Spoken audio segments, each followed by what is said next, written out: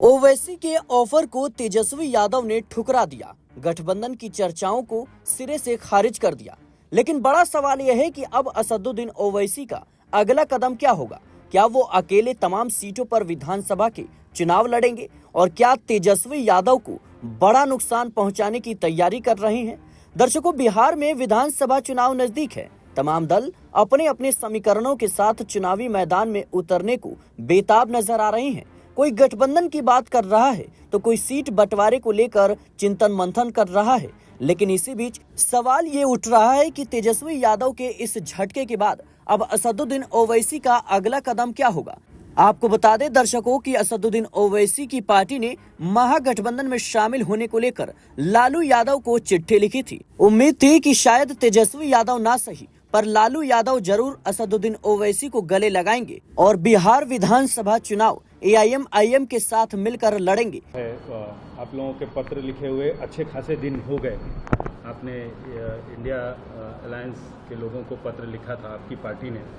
अभी भी आप उम्मीद कर रहे हैं? देखिए, एक तरफा मोहब्बत नहीं होने वाली है, एक तरफा मोहब्बत होने वाली है और बिहार की जनता ये देख ले, इस बात को समझ ले कि हम पर जो इल्ज़ाम लगता था वो झूठ की बुनियाद पर, और इसलिए इल्ज़ाम लगता था कि वो नहीं चाहते कि गरीब मजलूम लोगों की एक उनका नेता बने, उनकी पॉलिटिकल लीडरशिप बने। वो यही चाहते हैं कि आप उनके गुलाम बनकर रहें और उनके पीछे सर झुकाकर जिंदगी गुजारें। हम भी आपसे कह रहे हैं कि हम तो कह रहे हैं कि हम भी बीजेपी को हराना चाह रहे हैं। अब अगर कोई ये समझ रहा है कि एक तरफा मोहब्बत नहीं होती है सियासत में, हम अपना चुनाव लड़ेंगे, अच्छी तरह लड़ेंगे।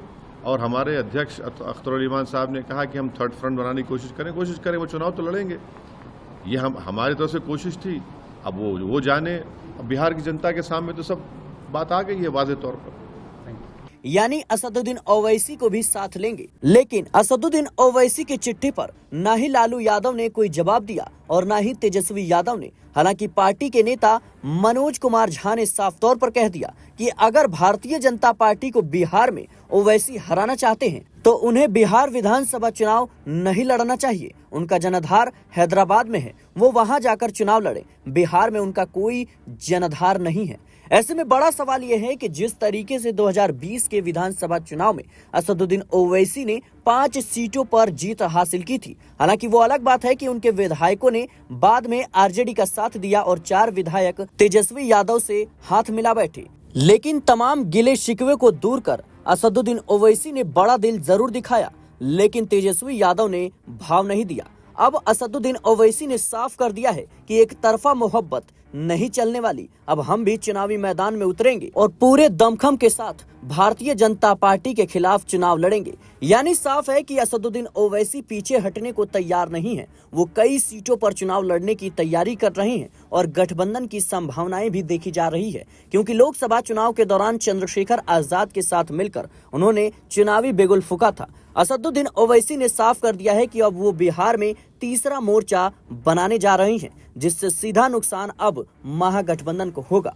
फिलहाल के लिए इस रिपोर्ट में इतना ही। देश और दुनिया की तमाम खबरों के लिए बने रहें नेक्स्ट 9 न्यूज के साथ।